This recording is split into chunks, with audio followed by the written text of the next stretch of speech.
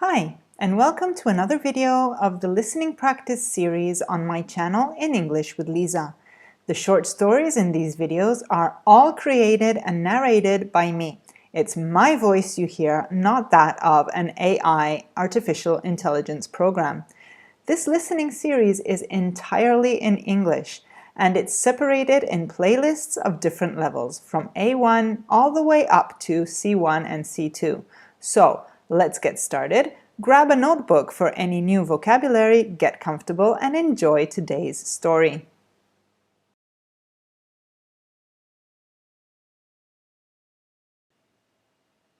Welcome to today's short story. Love on the 5:30 train. Chapter 1.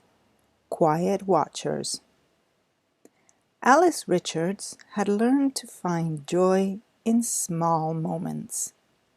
Her life in Chicago was busy and sometimes difficult, but she had discovered happiness in her daily train ride home. Every weekday morning, her alarm would ring at 6:30 a.m. She would make a strong cup of coffee in her small kitchen, looking out at the city waking up. Her one-bedroom apartment was simple but cozy, filled with books and pictures of her family. Alice worked hard as a marketing assistant at a small publishing company, and her days were always full of meetings, phone calls, and endless emails. The morning would pass quickly, but the evening train ride was different, slow, peaceful. The 5:30 train from downtown became her moment of calm between work and home. For 9 months, Alice had sat in the same spot every single day, a window seat on the left side of the train, 3 rows from the back. She would take out her leather notebook, a gift from her grandmother, and start writing. But these weren't work notes or to-do lists. These were secret stories about a man she saw every day but had never spoken to. He was always there, like her, a part of the daily train routine. Tall and professional, always dressed in a neat blue suit. His dark wavy hair was sometimes messy, as if he had been running his hands through it while thinking. He wore wire-rimmed glasses that he would push up his nose in a way that Alice found cute. Alice would watch him carefully, writing secret descriptions in her notebook. "Today he's reading a book," she would write, "an old book with yellow pages. He moves his fingers slowly when he reads, sometimes stopping to mark something. He doesn't have a wedding ring, so he's probably not married. But he looks a bit sad while he reads." What Alice didn't know was that Michael Thompson was doing exactly the same thing. Michael was a design manager at a big advertising company. He was 35 years old, single, and very good at his job. But he had a secret love for writing and watching people. His leather notebook was always with him, tucked into the inner pocket of his suit jacket. And Alice had become his favorite person to write about. He would watch her carefully during the train ride. "The woman in the red scarf looks lost in her own world today," one of his notebook pages read. "Her brown hair catches the light. She writes with so much focus, sometimes biting her lip when she's thinking hard." Day after day, they would share the same train. They would sit close to each other, but never talk or look at each other. They were strangers, connected only by sitting near each other and the secret stories they wrote. Chapter 1, Comprehension Questions. Number 1. What does Alice do every morning? A. She goes running in the city. B. She makes coffee and looks out at the city. C. She has meetings with her colleagues.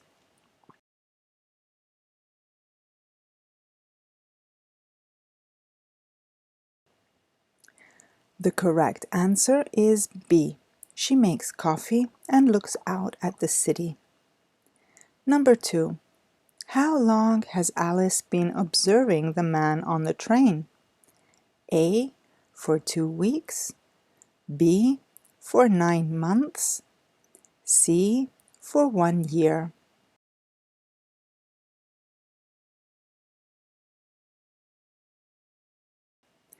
The correct answer is B.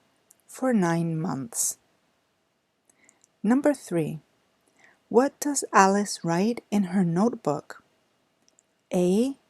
Work notes and to-do lists. B.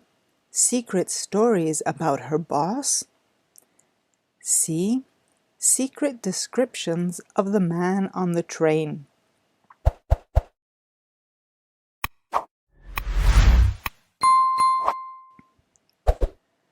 The correct answer is C. Secret descriptions of the man on the train. Chapter 2. A surprise meeting. The day everything changed was a typical rainy Wednesday in autumn. Chicago's sky was gray, with rain hitting the train windows hard. The train was more crowded than usual, with people standing close together and holding onto the rails. Alice was wearing her favorite green coat and a colorful silk scarf. Michael had on a dark gray suit and was holding a black umbrella. The train was full of wet umbrellas, wet coats, and the smell of rain. As the train moved, people were pushed closer together. Michael was preparing to get off at his usual stop when his carefully guarded notebook slipped from his jacket. It fell between the seats and he didn't notice. Alice, who was gathering her bag and coat, saw the notebook immediately. Something about it seemed familiar. She recognized the leather cover that was so similar to her own. "Excuse me," she called out, her voice clear over the train's noise. "You dropped this." Michael turned, surprised. Their eyes met for the first time, and everything seemed to stop for a moment. Up close, Alice saw details that she had only imagined before. His eyes were a deep green, with small lines around them that showed he smiled often. A tiny scar above his right eyebrow made his face interesting. He looked tired but kind. "Thank you," Michael said, his voice warm and soft. "I'm Michael." "Alice," she replied, feeling her face turn red. As he opened the notebook to check if everything was okay, a piece of paper fell out. Alice saw the first words at the top of the page. Before she could stop herself, she read a few lines. "She's wearing a green coat today and looks like a beautiful painting. Her notebook seems to be her best friend, just like mine is to me." Michael realized what was happening and tried to take the paper quickly. But it was too late. Alice had already read some of what he wrote. They looked at each other, both feeling shy and surprised. Then, unexpectedly, they started to laugh. The strange feeling went away, and suddenly their months of watching each other became something real. Chapter 2, Comprehension Questions. Number 1. What was special about the day everything changed? A. It was a sunny summer day. B. It was a typical rainy Wednesday in autumn. C. It was a holiday.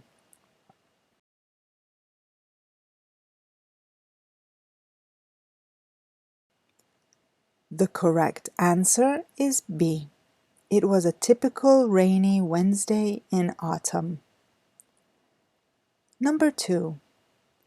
How did Michael lose his notebook? A. Someone stole it from him. B.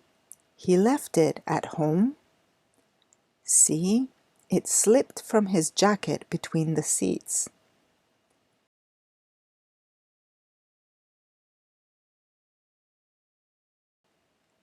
The correct answer is C.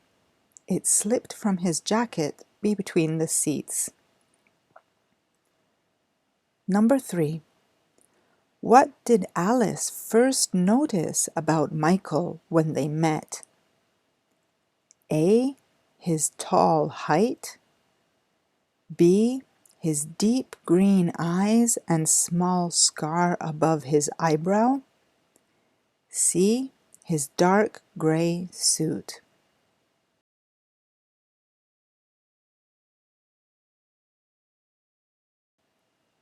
The correct answer is B. His deep green eyes and small scar above his eyebrow. Chapter 3. A New Story. Their first real conversation happened at a small cafe near the train station the next evening. They brought their notebooks, but they stayed closed. They were too excited to talk about other things. Michael made book covers for his job. Alice worked in marketing for book companies. Their jobs were very similar, and they quickly found they had a lot in common. They talked for hours about the books they loved, their dreams, and their families. Michael shared stories about growing up in a small town in Wisconsin. He talked about his love for photography, a hobby he learned from his father. Alice told him about her childhood in Chicago and her close relationship with her grandmother, who had been a librarian. "I can't believe we've been writing about each other for months," Alice said, stirring her coffee. "It feels like we know each other, but we've just met." Michael smiled. Sometimes the best stories happen when we don't plan them. As weeks went by, things changed. Sometimes they sat together on the train. Sometimes they worked alone. But they always felt connected. They started meeting for coffee more often, sharing their favorite books and talking about their dreams. Alice learned that Michael had lost his parents a few years ago and that he lived alone. Michael discovered that Alice was very close to her brother, who lived in another city, and that she loved cooking and painting in her free time. Their notebooks stayed private. The writing that brought them together was now a special secret between them. But they continued to write, still about each other, but in a different way. Their notes became love letters, small messages of care and understanding. On a warm spring evening, 6 months after they first spoke, Michael decided to ask Alice to marry him. He wanted to do it in a way that was special to them, connected to their story. They were sitting on the 5:30 train, just like they had done for months before they knew each other. Michael reached into his bag and pulled out an old notebook, the kind Alice loved. "Would you like to keep writing our story?" he asked, opening the notebook to reveal a ring. Alice's answer was to kiss him, right there on the train that had brought them together. 1 year later, they got married in a small ceremony with their families. Alice wore a green dress, a color that reminded them of the coat she was wearing when they first truly met. Michael's wedding gift to her was a beautiful leather notebook, just like the ones they had used to write about each other.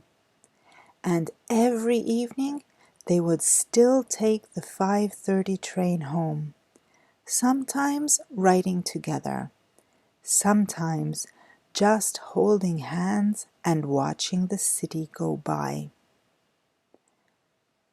Chapter 3 Comprehension Questions. Number 1. Where did Michael and Alice have their first real conversation? A. On the train. B. At a small cafe near the train station. C. At Alice's apartment.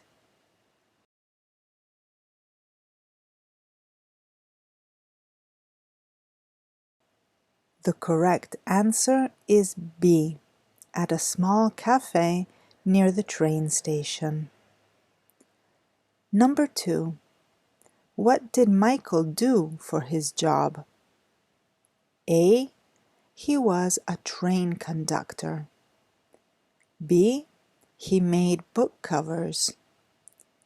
C. He was a librarian.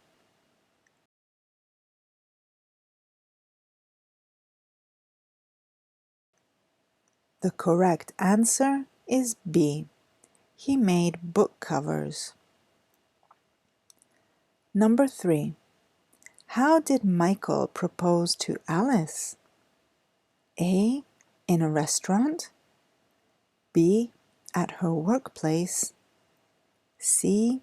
On the 5:30 train with a ring in an old notebook.